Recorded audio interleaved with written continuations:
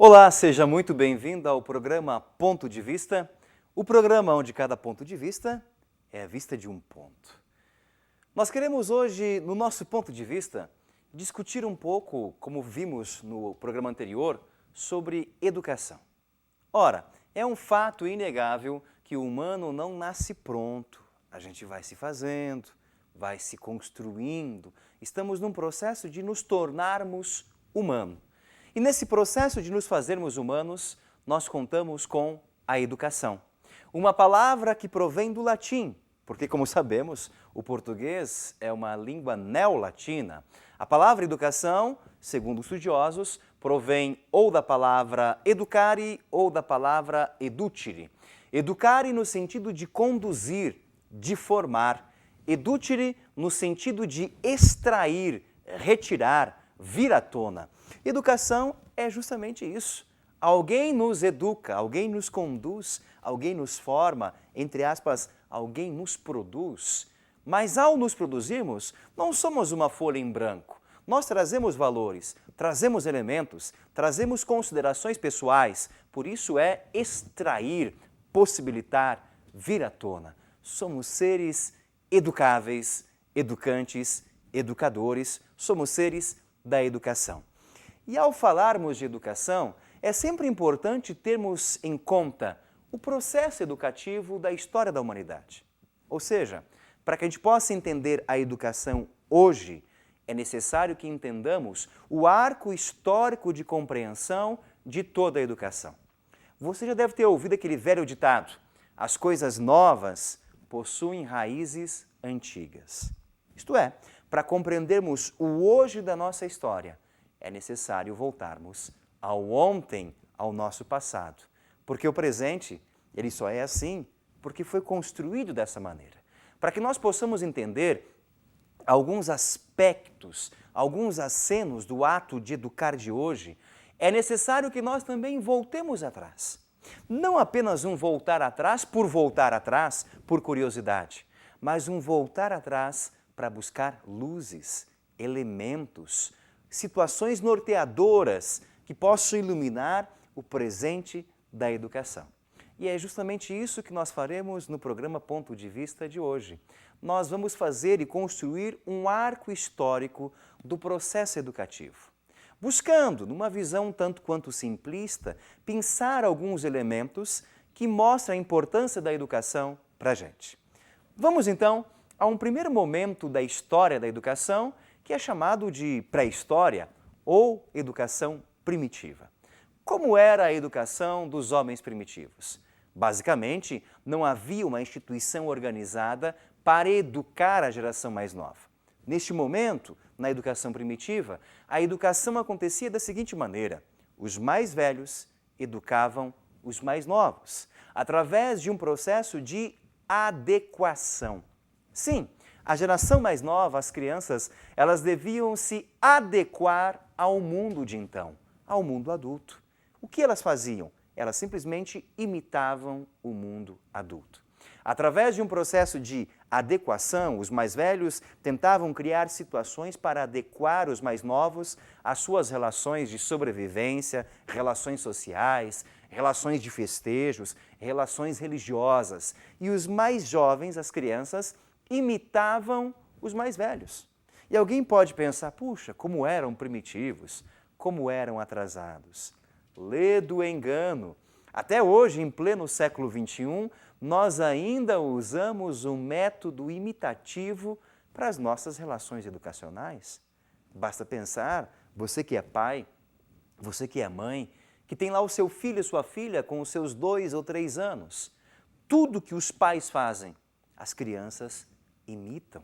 Expressões, gírias, às vezes até mesmo palavras não benditas, palavrões que nós soltamos e eles imitam rapidamente.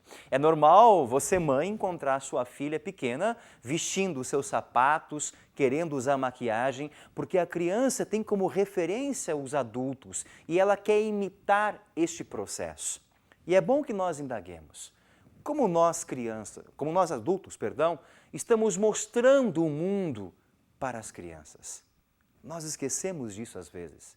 Pensamos o mundo apenas de nossa maneira e esquecemos que existe um mundo infantil, um olhar próprio que quer se adequar a este mundo que está pronto, que está estabelecido. Os primitivos entendiam isso e por isso criavam situações para que as crianças se adequassem ao mundo adulto e se adequassem pela imitação. Talvez os primitivos não fossem tão primitivos assim e temos muito que aprender com eles.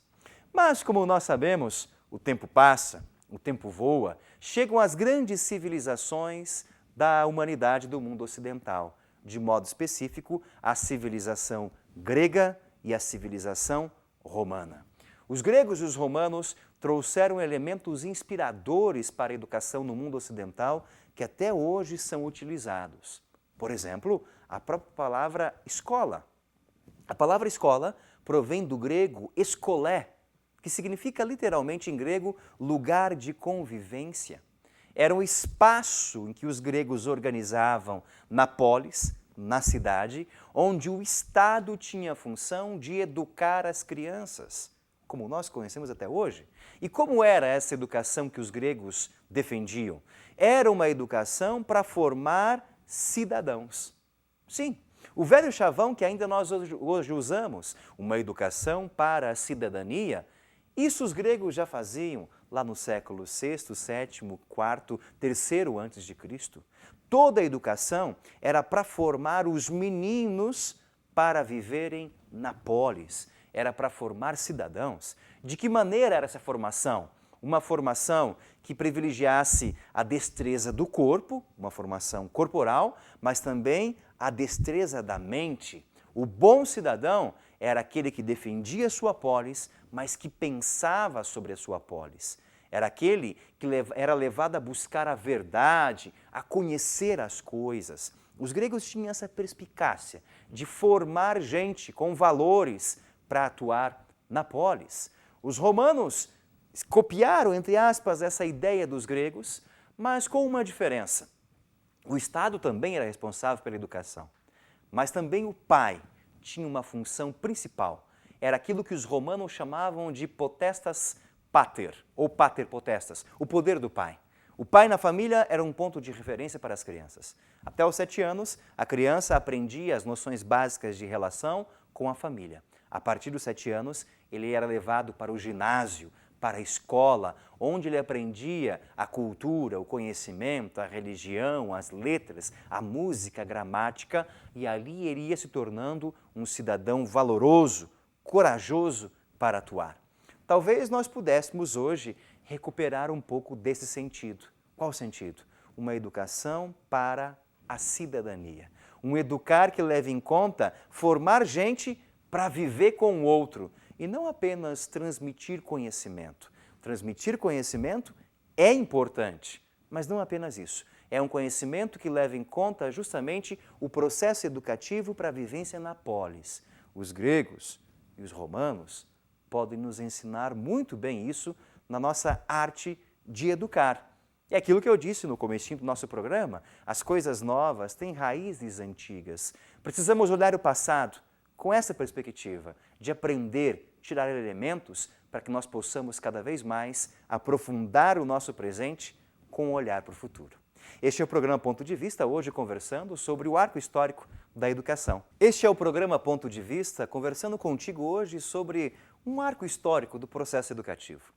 Vimos no bloco anterior alguns elementos que ainda são importantes e estão presentes na educação nossa contemporânea dos primitivos, que é o processo de adequação e de imitação.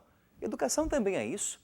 É nós criarmos condições para que a geração mais nova se adeque ao mundo presente. E essa geração mais nova, de modo geral, se adequará ao mundo presente, ao mundo adulto, através do processo de imitação.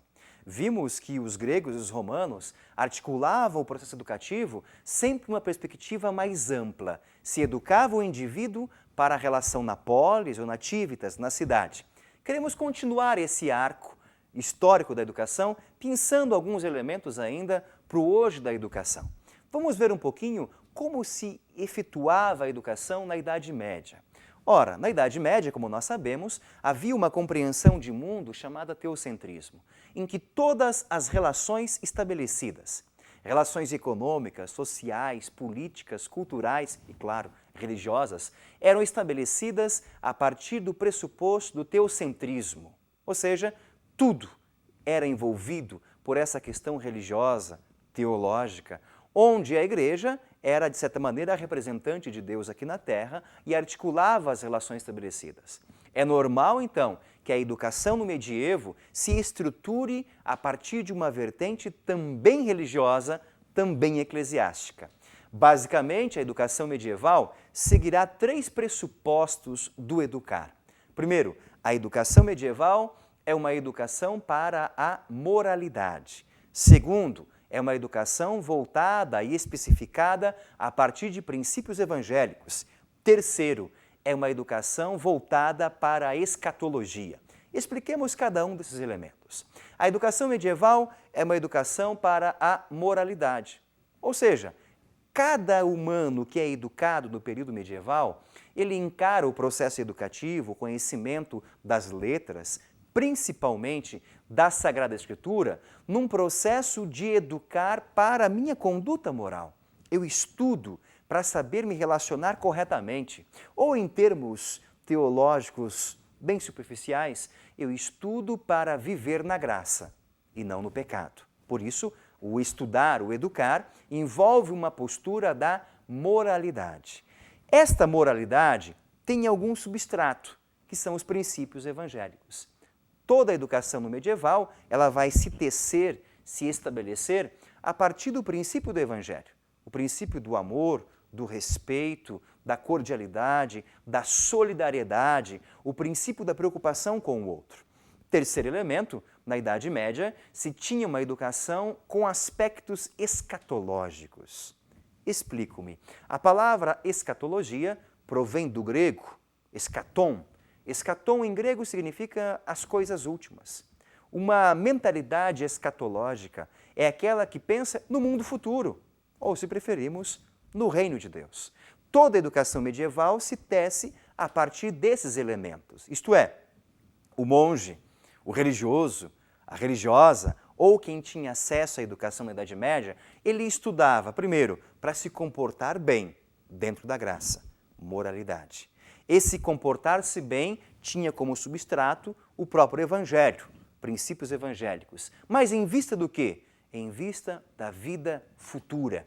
Por isso, o aspecto escatológico. E é neste momento da Idade Média que surgirá uma, entre aspas, uma grande invenção que até hoje marca as nossas vidas.